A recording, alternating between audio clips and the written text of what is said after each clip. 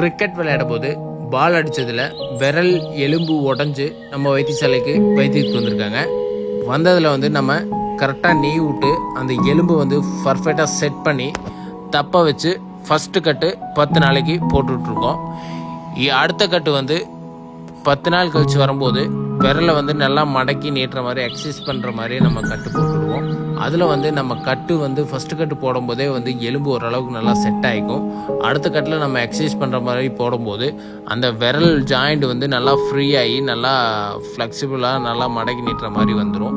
அதுக்கப்புறம் முட்டைக்கட்டு போட்டு நல்லாவே வலியே இல்லாமல் சுத்தமாக ரெடி ஆகிக்கும். நம்ம அந்த கட்டோடையே நம்ம வெயிட் தூக்கிக்கலாம், எல்லா வேலையும் செஞ்சுக்கலாம். அதுக்கப்புறம் எந்த பெயினும் இல்லாமல் நல்லா ரெடி ஆகிக்கும்.